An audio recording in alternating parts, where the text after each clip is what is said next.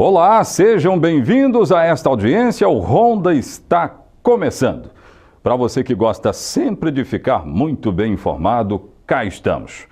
E deixa eu falar com a minha produção. Gente, tudo bem? Fiquei sabendo que aconteceu da Polícia Federal fazer uma visita a Soretama. Eu tenho essas imagens aí. Polícia Federal em Soretama, porque ontem aqui no programa eu falei que a Agência dos Correios da cidade de Soretama, mais uma vez, foi assaltada. Aí a chegada dos agentes da Polícia Federal em Soretama, ao fundo, o carro dos policiais federais. Horas depois de nós termos dado aqui informações do registro de mais um assalto. Essa rua é a Vitório Bobbio. Vitório Bobbio. Ao fundo tem a Prefeitura Municipal da cidade. Eu disse que é uma das ruas mais vigiadas de Soretama, porque a maioria das casas tem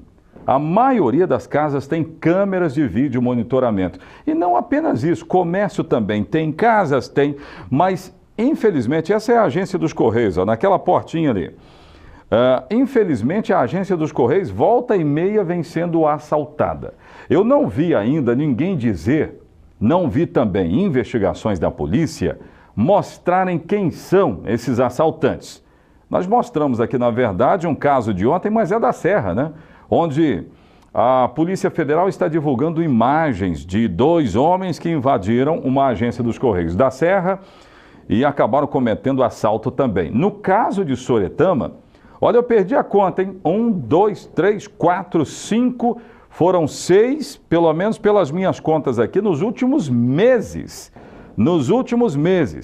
E aí a Polícia Federal que foi lá, obviamente, vai atrás das imagens, vai atrás de colher depoimento de pessoas, dos funcionários da Agência dos Correios, e isso aconteceu pelo menos 2h30 depois do registro.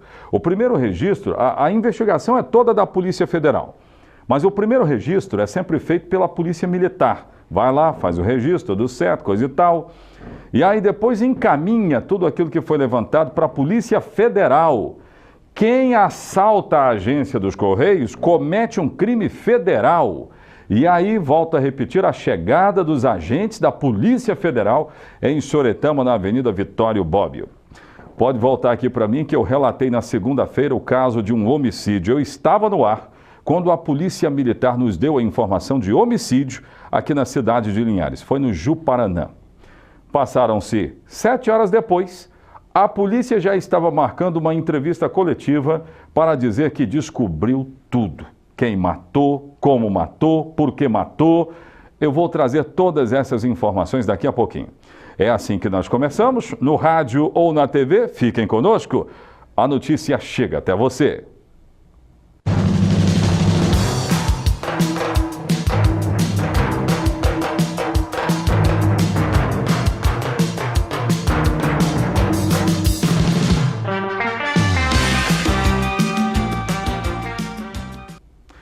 Então vamos trazer agora. O último homicídio registrado em Linhares foi no bairro Ju-Paraná e foi à luz do dia, por volta das 11 horas dessa segunda-feira. Eu ainda estava no ar aqui no programa quando de repente alguém disse, ó, acabaram de matar um aqui no Ju-Paraná. E o bairro Ju-Paraná, que é um bairro bem próximo aqui de nós, está tudo muito perto. E as pessoas ficaram amedrontadas. Quem é que não vai ficar amedrontado? Me diga aí. Quem é que não vai ficar amedrontado numa situação dessa? Bem, quem é que acabou sendo vitimado? Leonardo Araújo. Eu não tinha ainda conseguido informações, esse foi o local, foi numa casa aí próxima. Eu vou falar sobre esse rapaz que aparece na imagem já já. Mas o Leonardo, ele estava sentado numa cadeira quando de repente foi alvejado por tiros, por vários tiros. Aí as investigações se deram. A polícia ontem anunciou a prisão de um menor, apareceu o braço dele ali, eu quero ouvir, parece que ele deu uma entrevista, ou falou um pouco, alguma coisa da ordem. O menor de 17 anos está envolvido nesse caso. A polícia já disse isso, está envolvido. 7 horas de investigação e aí fechou. E este rapaz, pode congelar a imagem aí, esse rapaz está sendo procurado pela polícia. Procurado pela polícia. Ele atende pelo apelido de Baiano. A Polícia Civil de Linhares está divulgando esta foto. Esta foto é de Baianinho. né, que teria também participado desse assassinato. A polícia... E teve uma mulher que também foi presa, não é? Teve uma mulher que também acabou sendo presa nesse mesmo grupo, que acabou matando o Leonardo Araújo, um menor de 17 anos, e a mulher é Nicássia Lopes, essa aí que aparece na imagem, Nicássia Lopes. O grande detalhe é o seguinte, a polícia disse,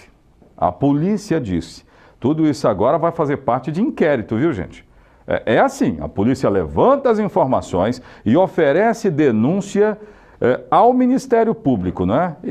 Quer dizer, ela encaminha para o Ministério Público. O Ministério Público pega aquilo ali e vê se vai oferecer, então, denúncia sobre aquilo ali. É isso aí que acontece. Então, a polícia está dizendo que a Nicássia Lopes, de 22 anos, o menor de 17 anos e o baianinho estão envolvidos na morte do Leonardo Araújo, de 22 anos. Esses estariam envolvidos. A polícia disse que eles podem estar tentando, estavam, aliás, tentando, assumir o controle do tráfico de drogas na região do Juparanã. É o que a polícia está dizendo, né? Então, como eu disse, agora o delegado André Costa, que é muitíssimo competente, conheço o trabalho desse delegado, ele é extremamente competente, sério, fez uma investigação minuciosa. Esse aí, eu quero ouvi-lo.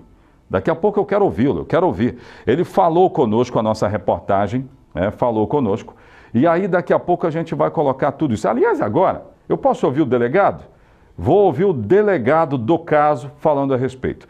E ele diz que é controle do tráfico de drogas. A briga era essa. Controle do tráfico de drogas resultou em mais uma vítima fatal na nossa região. Coloca aí, põe no ar. Doutor André, como é que a polícia conseguiu chegar a essas duas pessoas? Enfim, quantos mais estão envolvidos nesse caso? Então, logo depois do evento que vitimou e que resultou na morte da vítima, foi realizado o isolamento do local pela Polícia Militar e foi feita a realização do local de crime pela Polícia Civil e pela perícia da Polícia Civil. Logo no local do crime, nós conseguimos identificar informações valiosas que levaram à identificação dos possíveis autores do delito. Desta feita, a Polícia Civil, em conjunto com a Polícia Militar, promoveu uma operação de saturação no bairro Jocafe 2 e lá nós fizemos a captura de um adolescente envolvido diretamente com a prática delitiva, um dos executores da vítima. Da mesma forma, na data de ontem foi capturada a nacional de nome Nicássia Lopes, que teve participação no crime com o propósito de viabilizar a logística para a execução da vítima. Ambos foram presos em flagrante na data de ontem. O menor, contra ele, foi lavrado um auto de apreensão de adolescente infrator. Em relação a Nicássia, um auto de prisão em flagrante delito. E nós estamos agora na busca da captura do terceiro. Agora, o que motivou esse crime, na verdade? As informações iniciais dão conta de que a motivação delitiva foi disputas decorrentes do tráfico de drogas. A vítima tinha alguma passagem para a polícia, algum envolvimento? Tinha envolvimento com tráfico de drogas, inclusive no bairro do Jocafe 2, de onde vieram os dois autores para matar a vítima. Agora, é possível que outras pessoas estejam envolvidas nesse caso também? Pode ser algo maior ainda? É provável que sim. Doutor, a informação de que a vítima chegou ao local, uma casa alugada, já baleada. Procede essa informação? Procede. Na sexta-feira, a vítima foi vítima anteriormente de uma tentativa de homicídio. Não conseguiram matar a vítima naquela oportunidade e retornaram na data de ontem com o propósito de cumprir o intento, e assim foi feito pelos autores. Bom, quais os procedimentos a partir de agora com a prisão dessas 3 pessoas? Pois bem, a Nicássia vai ser direcionada ao presídio de Colatina, o adolescente infrator será apresentado ao Ministério Público, que vai definir sobre a internação dele ou não, e nós estamos em busca da captura do terceiro. Agora, o senhor acha que pode ser uma quadrilha maior atuando nessa questão do tráfico ali na região, que é uma região bastante delicada nesse aspecto? É uma região delicada, é uma região que está desenvolvendo práticas delitivas voltadas ao tráfico de drogas. No entanto, estão todos identificados e nós vamos, em conjunto com a Polícia Militar, semanalmente, diariamente, promover saturações naquele bairro com o propósito de capturar todos os envolvidos. Tá aí o delegado, então, falando a respeito. Volto a repetir, foram 7 horas de investigação. Suficiente para conseguir chegar a eles aí. A mala em que eles estavam, é bom lembrar que quando cometem o homicídio, tinham a história de uma mala, aliás, 2 malas. Segundo a polícia, essas malas foram encontradas, mas foram encontradas vazias. Agora, a polícia diz que dentro delas, a possibilidade é que essas malas estivessem abrigando droga e arma. E aí eles saem correndo com elas, saem do local do crime. Isso aí é o que disse a polícia. Agora tudo isso vai ser encaminhado ao Ministério Público. A mulher que apareceu na nossa imagem, ela já foi levada para o presídio feminino de Colatina. O menor já foi levado para o IASES e a polícia procura agora Baianinho, que já apareceu nessa foto aí e que a polícia está espalhando fotos dele para quem tiver informações ligar para ela e dar informações. Agora, a produção, me diga aí, o menor falou alguma coisa? O menor falou alguma coisa nessa história toda? Eu quero ouvir o que o menor disse. Ele tem 17 anos. Tem 17 anos. Coloca aí, põe no ar. Me responde uma coisa, o que te levou a cometer isso? Por quê? Não cometi nenhum homicídio não, mano. Cometi não. Mas por que você está aqui então? Porque eu fui suspeito. Mas não foi você que puxou o gatilho, não? Não. Tinha alguma desavença com esse rapaz lá? Não sei. Você conhecia ele? Não. Mas, então você está aqui injustamente? Justamente. Então tá dito, é suspeito, não sabe de nada, mas a investigação da polícia, ela ficou muito robusta. Então por isso que vai ser citado, por isso que está no IASES também. Gente, ó, daqui a pouco de volta, produção? Daqui a pouco eu volto? Então tá, daqui a pouco a gente volta com outras informações. E aí nós vamos seguir com o programa Ronda da Cidade, também dando giro pelo estado do Espírito Santo. Eu volto já já.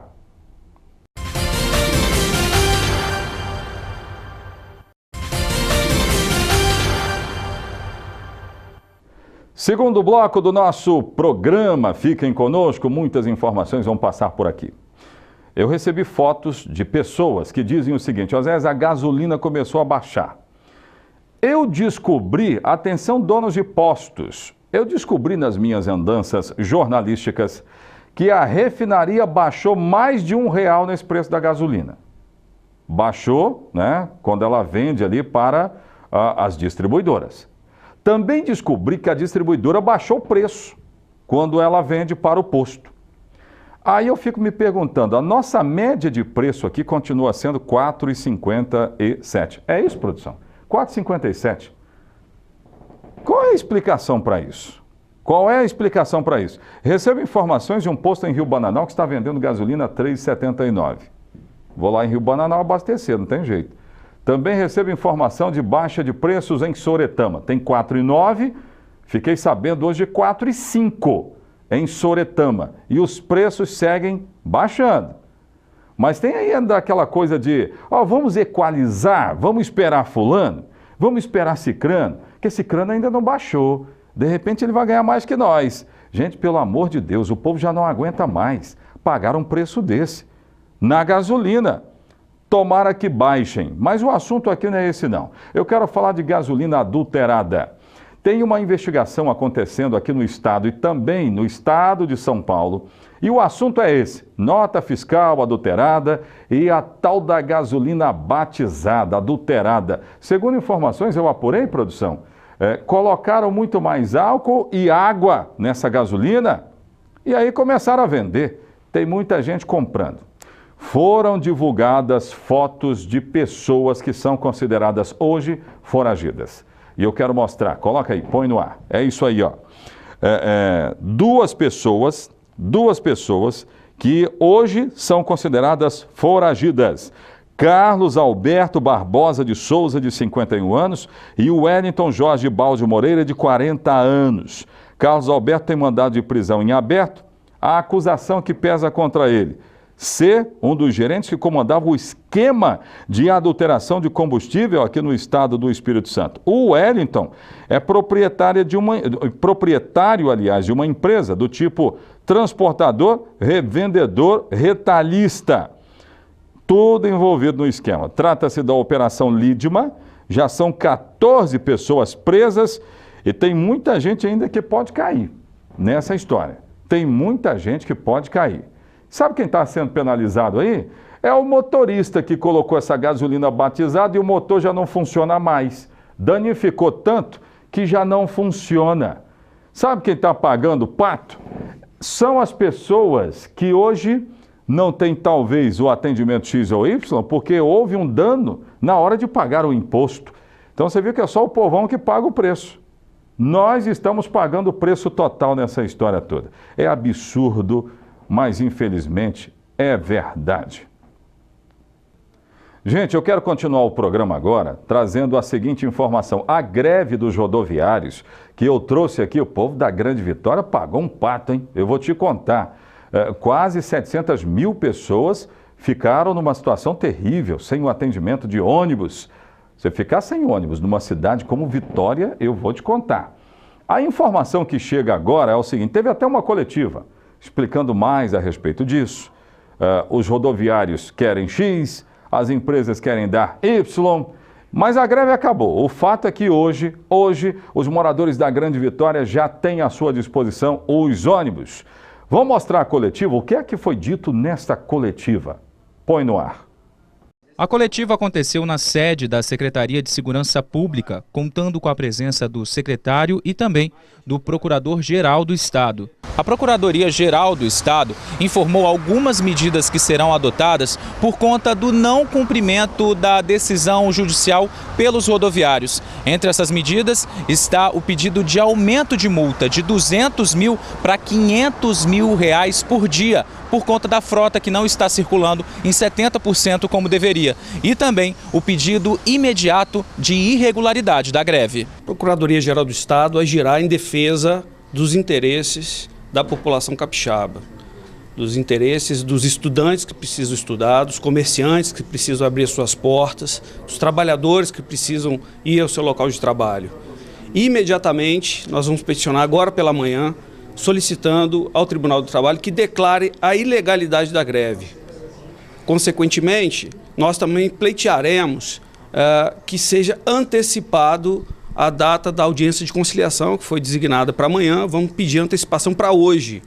E também vamos solicitar ao Tribunal do Trabalho que designe um dia para que seja julgado esse dissídio com a maior brevidade possível. O secretário de Segurança Pública, Nilton Rodrigues, classificou como desprezível a atitude dos rodoviários em não manter a frota determinada em decisão judicial.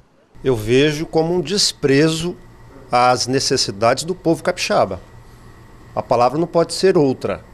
O que está vendo é um desprezo e uma desconsideração com o povo do Espírito Santo.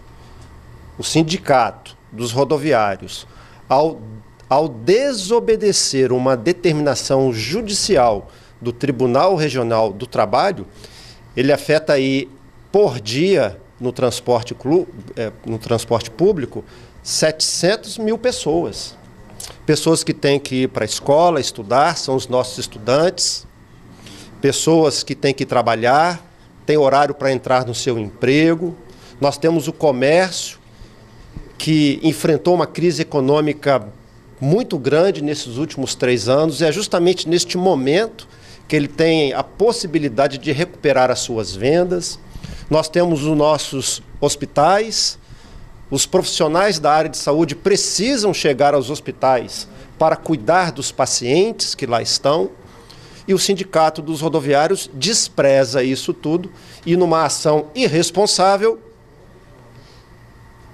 não permite que os ônibus saiam para as ruas. Desde as 4 horas da manhã, toda a estrutura de segurança pública, a polícia militar, presente em todos os terminais, em todas as garagens, nas principais vias, o policiamento ostensivo, totalmente focado para dar proteção ao transporte público e, infelizmente, a ordem judicial, a decisão da justiça foi desrespeitada pelo Sindicato dos Rodoviários.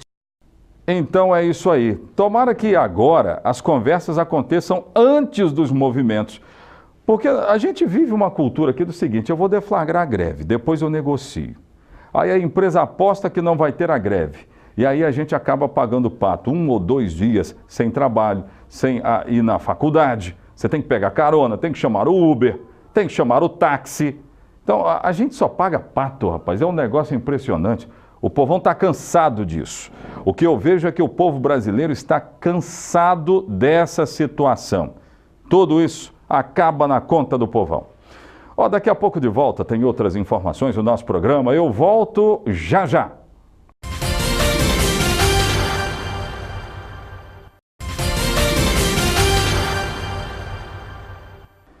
De volta, terceiro bloco do nosso programa. Gente, você já foi lá na nossa rede social? Já foi no nosso YouTube? Canal do YouTube, esse aqui é o nosso WhatsApp, né? O número de WhatsApp. Mas olha o canal do nosso YouTube aqui, ó. Tem muita gente que gosta de ir lá no YouTube para ver depois o programa Ronda ou aquela matéria que é só aquela matéria que você quer ver. Aquela abordagem, especialmente aquela abordagem. Então tá tudo lá. Vai lá e se inscreve no nosso canal, querido. Se inscreve lá. Tem um monte de gente. Tem milhares de pessoas que já se inscreveram no canal do programa Ronda da Cidade. Só está faltando você, tá bom? Faça isso. E nos acompanhe no Facebook. Aliás, tem muita gente me acompanhando no Face. Maravilha, espetáculo, fantástico. Ainda eu vou falar sobre a greve dos rodoviários lá na Grande Vitória. Não é só o povão pagando o pato, não. Sabe o que o comércio também paga? Deixaram de arrecadar. O cara não pode se deslocar, então ele não compra. É fato isso. Já tem até uma conta sendo feita aí desse prejuízo. E aí a pergunta é o seguinte: quem é que vai pagar essa conta? Põe no ar. A estimativa que temos no dia de ontem é em torno de 10 milhões de reais. Até porque o faturamento diário da Grande Vitória gira na ordem de 25 milhões. E a nossa previsão é que ontem deixou de ser vendido 40% do dia normal. Subentende-se que em torno de 8 a 10 milhões. Ontem foi o que aconteceu de prejuízo, né, no comércio da Grande Vitória. Hoje que a paralisação foi maior, né? Quase nenhum ônibus saiu das garagens, aí quase 100% dos ônibus parados. Vocês estimam que esse prejuízo tenha sido ainda maior no segundo dia da greve? Infelizmente, sim. Hoje praticamente não houve movimento do transporte coletivo. Então, além dos funcionários que tiveram problema de deslocamento para vir trabalhar, tivemos também a população, de um modo geral. E o grande problema não é somente o comércio, todos perdem. Todo o setor produtivo da Grande Vitória, com certeza, está tendo graves prejuízos com essa greve que, infelizmente, nos decepciona. Como que esse custo, né, esses dias parados, esses dias que ou não abre ou que o consumidor não vai, de que forma que isso impacta no final do mês, neste mês que é tão importante aí para o comércio, que estava tentando se recuperar, né, agora chegando nesse início aí, no final do ano e no proximidade do Natal? O impacto é enorme. Lembrando que tivemos um ano péssimo para o comércio. E a nossa expectativa de recuperação era justamente nesse último mês. Ou seja, novas contratações de oportunidades de emprego, uma expectativa de melhoria para o próximo ano do governo que se promete, e agora deparamos com essa greve. Quem vai pagar essa conta? É a pergunta que precisa ser respondida. Vamos até São Mateus. Tem novo presidente lá na Câmara Municipal de São Mateus, produção? Se tiver, eu já quero chamar os nossos repórteres.